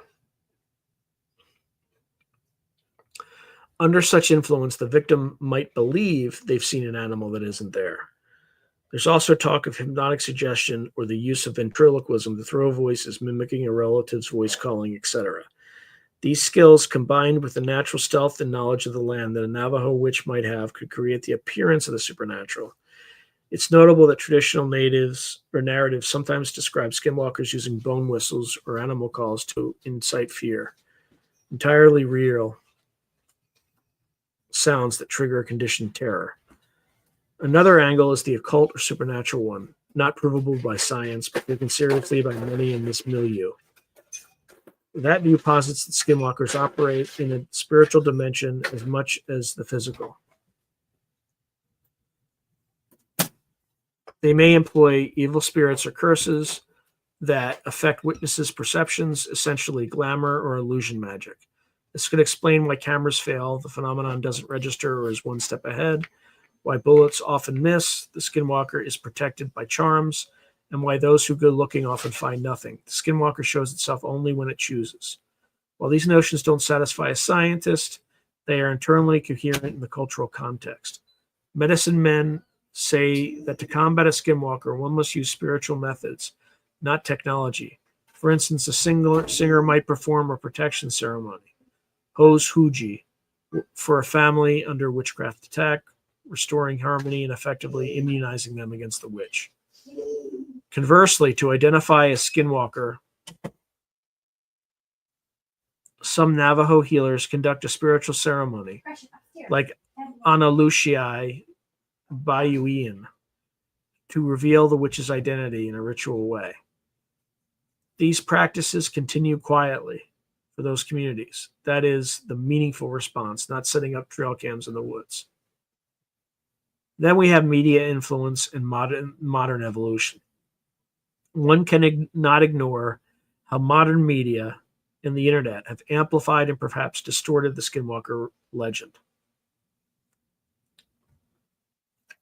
With the rise of Reddit forums, YouTube horror channels, and TV shows, skinwalkers have become a subject of pop culture creepypasta, in addition to their sacred, dreaded status in Navajo land. Unfortunately, much of this outside portrayal is sensationalized and often inaccurate, which deeply concerns Navajo commentators. For instance, a 2017 episode of Travel Channel's Ghost Adventures visited Navajo Nation caves and claimed to find signs of skinwalker rituals. But Navajo observers and Navajo Nation press blasted the show for staging evidence and spouting nonsense, noting that it was laughable and sad and an amateurish negative representation of Navajo culture. Non-Navajo ghost hunters, lured by the Skinwalker Ranch stories, sometimes trespass on reservations hoping to glimpse a skinwalker, which is dangerous for all involved. If not physically, then culturally, it's deeply disrespectful. Even the very use of the term skinwalker has broadened in the public lexicon, sometimes mean any spooky humanoid in the woods. And there's a whole subgenre of internet horror where people attribute national park disappearances to skinwalkers, often conflating them with unrelated tales of pale crawlers or Wendigo-like creatures. This dilution irritates Navajo traditionalists who see it as a kind of cultural appropriation of their fears and taboos for entertainment. Yet, in a twist, Some younger Navajo have also engaged with the memification, jokingly referring to strange noises at night as maybe a skinwalker trying to scare us. Perhaps as a way to take control of the narrative or lessen the fear through humor, it's a complex interplay.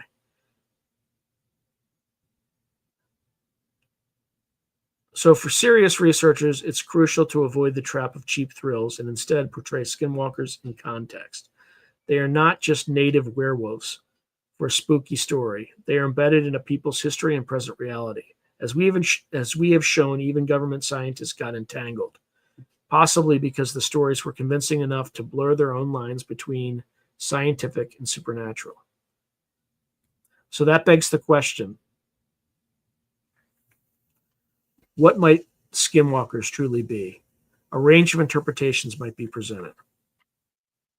So, from the perspective of the strict skeptic, all instances are hoaxes, misidentification of animals, or psychological phenomena, mass hysteria, the power of suggestion, etc. Skinwalkers exist only as a belief, not as literal shapeshifters. This view demands we find rational explanations for each case. So, example, the bipedal wolf in Virginia was likely a large wolf dog standing on hind legs, peering in, not uncommon behavior for a curious canine, and the family's fear magnified their account. The Sherman's bulletproof wolf may have been a rabid or exceptionally tough wolf that simply didn't react normally to injury, or Terry's shots missed vital organs. The blue orbs could be ball lightning or earth lights tied to geology, and so on.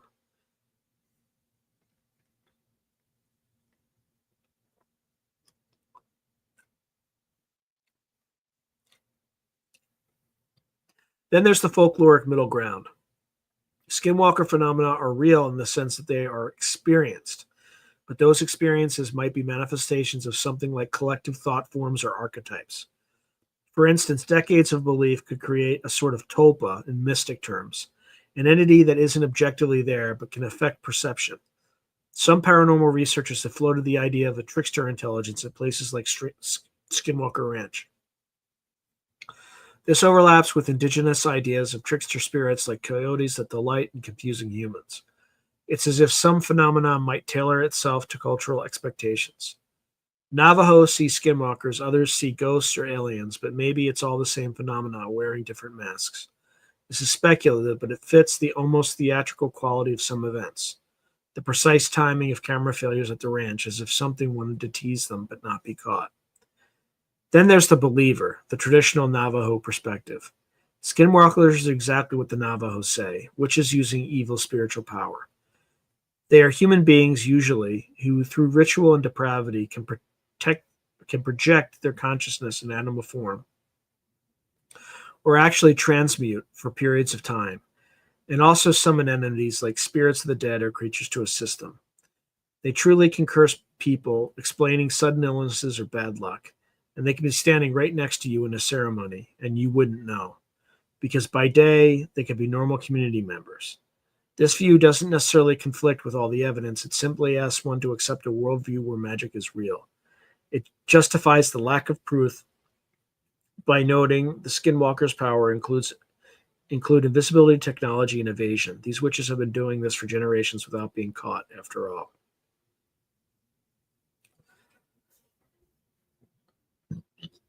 It might be wise to present all these interpretations and allow the audience to ponder.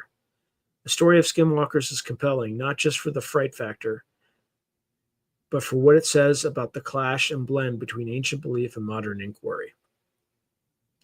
Even in 2025, we have scientists with PhDs scratching their heads over tales from ranchers that sound like witchcraft meets sci-fi. We have lawmakers funding studies on things straight out of folklore. We have indigenous officers trying to simultaneously honor their heritage and apply a forensic method to something their culture tells them not to even look at. In some, the Skinwalker legend sits at an intersection of worlds, the Navajo versus the outsider, the past versus the present, the tangible versus the intangible. One analytical point to consider is why Skinwalker stories seem to be increasing in popularity. Some suggest it's part of a larger fascination with the paranormal in uncertain times. Others point out that as Navajo people share more of their culture on their own terms, through blogs, books, etc., There's more accessible info about things like skinwalkers, which once were little known outside the tribe. However, Navajo voices often caution that what is shared publicly is just the tip of the iceberg, devoid of the deeper context. To truly understand, one would need to be part of the culture, so there will always be a layer of mystery that outsiders cannot peel back. This is perhaps as it should be. Finally, we should address the ethical dimension. The Navajo consider it unethical to seek out skinwalkers or attempt to become one, even just to see if it's possible. It's strongly believed that even talking too much or too loudly about them, especially at night, can draw their attention. Thus, in analyzing skinwalkers, there's an inherent paradox. To study them deeply might be to invite them. A traditional Navajo might say that by doing a 2-hour podcast on skinwalkers, you're bound to attract their curiosity in turn. As a precaution, half jokingly, half seriously, some broadcasters who covered the topic have often taken to burning protective herbs like cedar or sage in the studio, or having a Navajo friend offer a quick blessing just in case. While that might not be scientifically necessary, it's a nod to cultural reality of how skinwalkers are viewed. So, in conclusion, the tale of the skinwalker is as rich and complex as the cultural landscape from which it arises. We begin with a journey into Navajo antiquity, a world where every action has spiritual weight, where good medicine and bad medicine duel for the soul of the people. In that world, a skinwalker stands as the ultimate warning of what a person should never become: a selfish sorcerer cannibalizing kin and kinship for dark power. We saw how this legend is not just a ghost story to be trotted out on Halloween, but a living belief that has had real consequences, from 19th century witch purges to quiet acts of justice in canyon bottoms, to enduring fear in the eyes of Navajo children who are told not to roam after dark. Moving outward, we found that the concept of shape-shifting humans spans continents and ages, from the Algonquin Wendigo to the Cherokee Ravenmocker and beyond. These parallel narratives underline a human fascination and terror with the idea that our own kind could secretly be other. It's a metaphor for distrust and the unknown within society's ranks, whether that other is a witch, a werewolf, or a skinwalker. The message is similar. Evil might wear a familiar face. In modern times, skinwalkers leapt from the hogans and mesas of Navajo land to the global stage, thanks largely to the bizarre saga of Skinwalker Ranch in Utah. What played out there in the 1990s and early 2000s reads like sci-fi.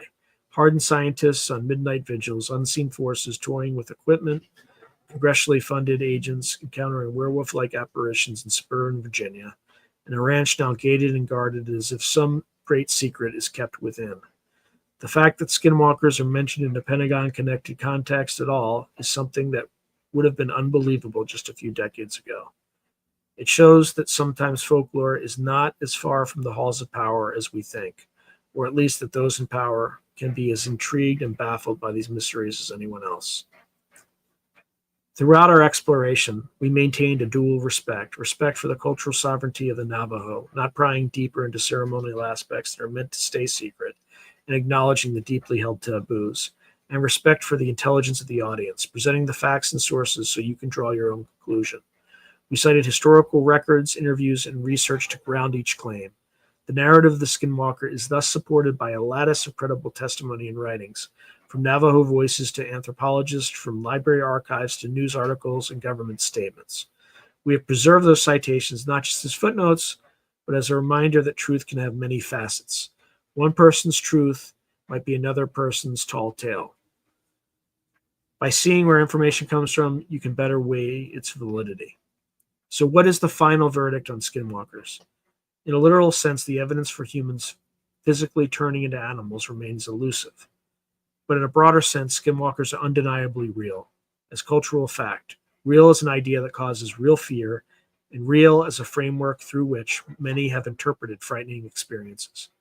Whether those experiences were confrontations with actual evil sorcerers, or misinterpreted encounters with wildlife, or manifestations of something beyond our current scientific understanding, is ultimately an open question. For the Navajo, no proof is needed. Skinwalkers are part of the moral universe, lurking at the edges where the firelight of the community fades into the darkness. For outsiders and investigators, the Skinwalker legend challenges us to expand our horizons, to accept that our world may still hold untold mysteries, and that other people's way of understanding those mysteries are as valid as our own. In closing, a 2-hour discourse can scarcely do justice to centuries of whispered stories and lived beliefs, but it can illuminate the contours of the Skinwalker phenomenon. Picture, if you will, a quiet night on the high desert. The stars are brilliant above. The wind rustles sagebrush and juniper. You sit by a dim lantern, and an elder begins to speak in a low tone, telling of a witch who runs as a coyote. You feel a prickle on your neck. Out in the darkness, beyond the lantern's reach, there could be anything. A coyote yips, perhaps just hunting rabbits, or perhaps signaling to its brethren that human talk of skinwalkers is happening here. In that moment, the rational and the mystical blur. The story has done its work. You are left with a sense of wonder, a touch of fear, and a respect for the unknown. And maybe, as the elders say, that is enough. Sometimes it's best not to look too hard into the darkness, lest something in the fire looks back. And remember, don't whistle at night. In terms of sources, I think it's important to point out that this research drew on a variety of sources to ensure accuracy and depth. Key references include Navajo Nation commentary and academic works on Navajo witchcraft, historical accounts from the Denver Public Library and Legends of America, modern journalism from The Guardian and military.com on government programs, and firsthand interviews with Navajo Rangers and community members via KSUT Radio and Fortean Times. These and other citations embedded above provide a roadmap for further exploration, as well as verification for the events and claims discussed. In a topic where rumor and hearsay can run wild, such sourcing is our tether to veracity. Finally, remember that every culture has its other, its shapeshifters and boogeymen, but also its guardians and wisdom keepers. The Skinwalker legend carries warnings, but also affirms the Navajo values of harmony, kinship, and courage. In a way, the enduring fascination with skinwalkers in the wider world is a chance to appreciate those values and the resilience of a people who have not only survived hardship, but also kept their stories alive. Whether one takes those stories as literal truth or metaphor, they have the power that commands respect. And so, as we end our deep dive, we pay respect to the Dene Bikaya, the Navajo homeland, and to the elders past and present who guard its secrets. Each listener can decide what to believe about skinwalkers, but after we've explored, one thing is clear. After all of what we've explored, one thing is clear. The idea of the skinwalker, the lesson it carries, will continue to walk on all fours throughout the collective imagination for many years to come. Haganeh, farewell, and stay safe out there on the night roads.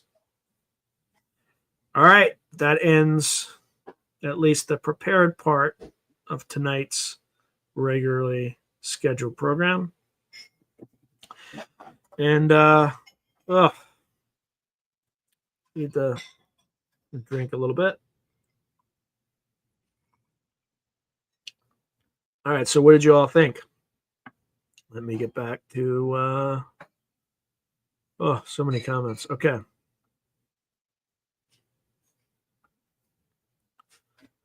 All right, I'm just trying to get through this relatively quickly.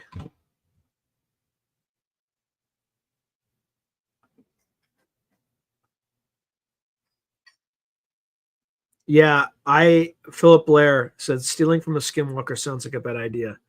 So I just interviewed someone named Donovan Yazzie, who lives on the Navajo Nation, and his grandfather did exactly just that. So buckle up. That episode appears in a few weeks. So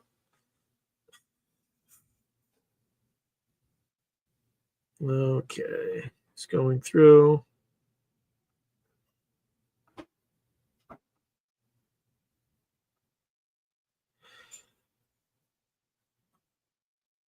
No, so Brandon. Okay, so Jalai's writing. Brandon's interview on Sean Ryan last summer was the best of the whole year, in my opinion.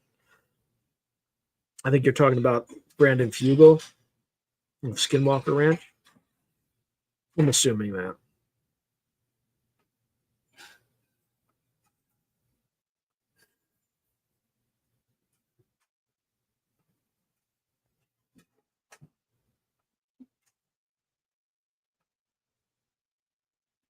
Oops.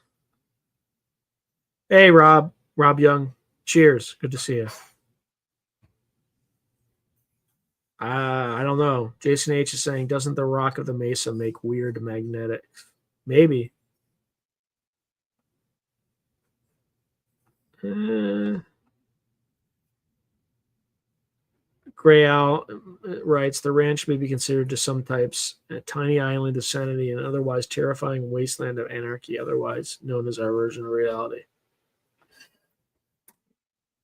Yeah, spiritual ascension is, I think, probably hit right on the heart of the matter. She writes, or the veil is just thinner there.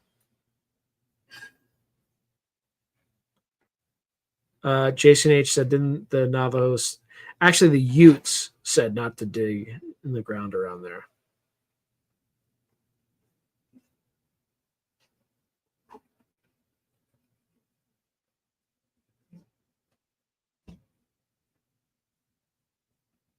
Sorry, folks, I'm just trying to go through this as fast as I can. Meh, cultural appropriation. Yeah. Yikes. Michelle writes, had one in my home. Do say more. That is creepy as hell. Oh, is there? So Philip Blair writes, there's a Skinwalker like episode of the X Files.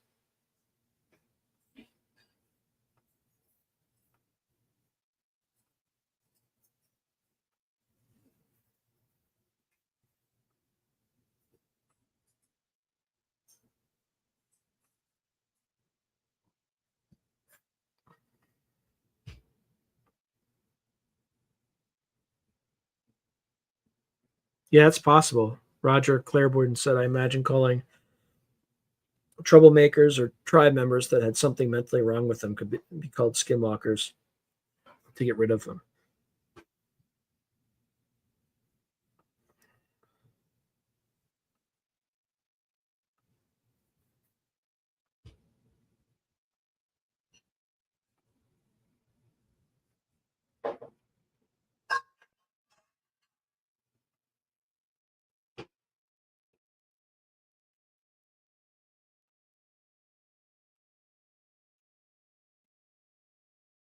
Okay, Overlander BC is saying, Sean, I'm really curious what you think. What is your opinion about skinwalkers? What are they? They're people. That's my understanding from my interview with Don. They're medicine men. They're like bad medicine men.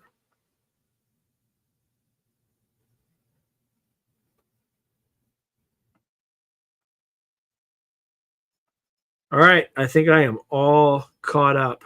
We have about 10 minutes left. Oh, the one thing I forgot to say at the very beginning, that script, while I generated the prompt, AI generated the script. Okay. I that's like my conscience requires me to say that every episode because if I write something myself, I'm not going to tell you I'm using AI because I'm not, right? But in this case, I used AI. So that's all. What else is on folks' mind? We have about 10 minutes left. I am working on getting out another like short story collection if anybody is interested. Um, I just finished it up today. I am working on the cover tonight, and then I might do a hardback version with some illustrations that are not mine, but the various illustrations that were done of my stories over time when they were published in various venues that I have permission from the artist to put in there. But anyway, yeah, we know spiritual ascension doesn't like AI, but for those of us who can't just don't have enough physical time in the day to do everything that's required of us, it's it can save us a lot of time on various tasks. It's faster than searching the internet or Googling if you have questions and things like that. Oh, nice. So for folks who want to watch the Skinwalker like episode of the X Files, it's called Shapes. It's from season 1, episode 19 in 1994 of the X Files. So thank you, Philip, for sharing that. Oh yeah, thanks, Jalal Jalal, for everybody for sitting through.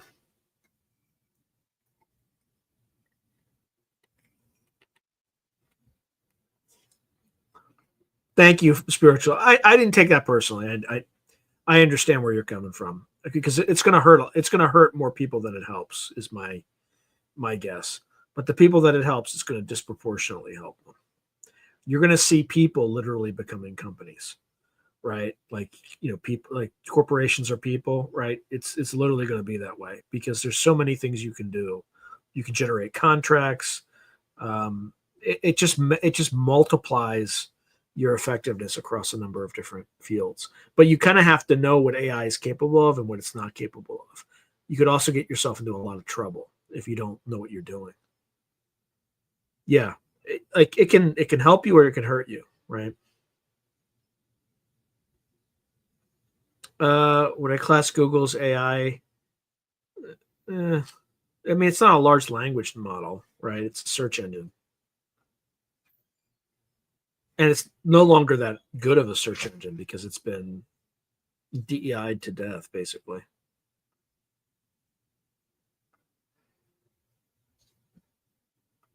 Spiritual Ascension writes, indubitably, Sean.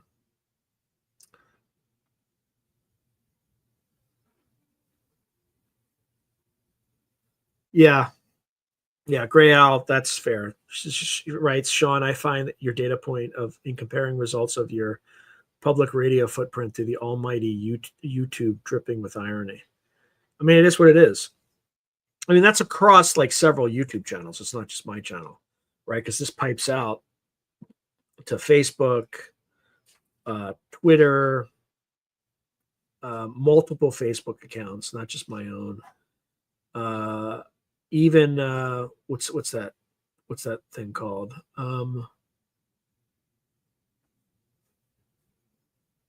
Even to Twitch. I have it piping out to Twitch, not my Twitch account, but somebody else's. So, by the way, the data point he's talking about is I typically get 40,000 views a month on YouTube for one radio show. I get between 500 and 600 views / listens, etc., across a variety of different platforms. That's why there's irony.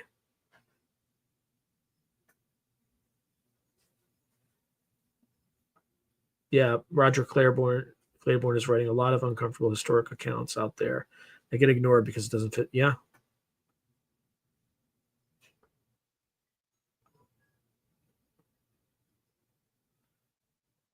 Yeah, there's I haven't experimented with that, but I'm working on maybe another channel where I just use AI video to animate my stories.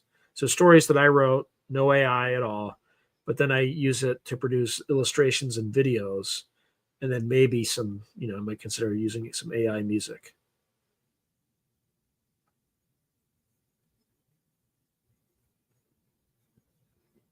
All right, I should put this across the bottom.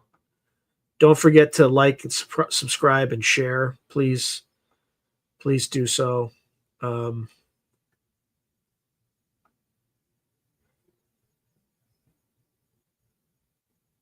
uh, well, that's YouTube for me. YouTube probably has a better reach than radio. So Philip Blair's writing, wow, I didn't know radio still has a great reach than YouTube. Again, it's across radio, it's across like SoundCloud listens, Spotify listens, it's across a bunch of different platforms. And that aggregates up to about 500 to 600,000. Yeah, it feels like someone's stacking the deck. That's why I always ask people to check to make sure they're still subscribed. Yeah, the trick is not to like or dislike stuff, just be with it. Presence is what we lack. Yeah, that's fair.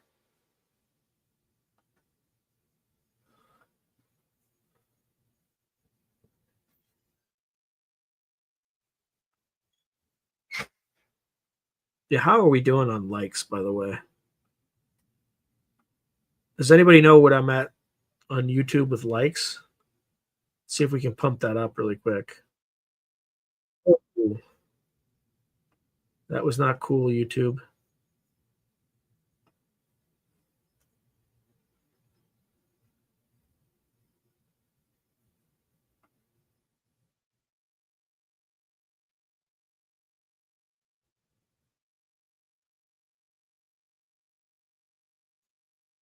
Yeah, so I'm just trying to see how it's doing.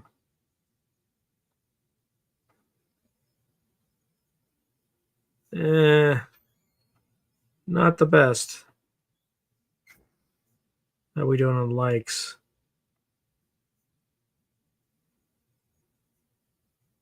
Oh, it's gonna make me fight for this one.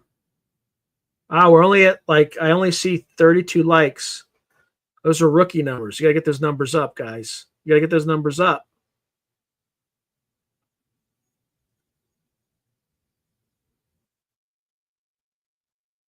Now, granted, that's probably an historical number, but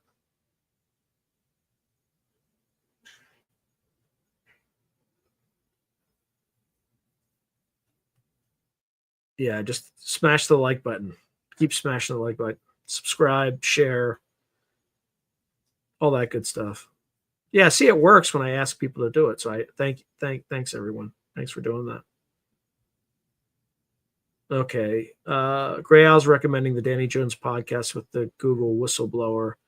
The aforementioned company is stacking the deck of reality in some very terrifying. Yeah, I'm not surprised. Oh boy. Yeah, it is pretty good for only 24 watching. All right. I should have asked the audience or folks what they want to see next week because I just kind of, on like Thursday, I just pull something out of my you know what. Nice. Just punch it right in the gut. Punch that like button right in the gut or kick it right in the jimmy, whatever you prefer. Just knock that son of a bitch out. So thank you, Johnny's Topside. He punched the like button right in the eyes. Oh, mimetic viruses. Ooh. Especially with disclosure. There's a whole mimetic virus vibe behind that. So that's some crazy stuff. That's not yeah, that's a good idea. All right. I think I am at the end of my reign here. So thank you, everybody. Uh, thank you for showing up, watching the podcast, and we're listening on the radio. So God bless. Have a great week. And I will see you next Saturday. For folks who are just joining, I'm doing a day earlier because the show is doing well enough that they want to move me to a uh, higher potential slot. So 7 p.m. Pacific time on Friday. So I will see you all next week, Saturday this time. So good night. God bless. And have a wonderful week.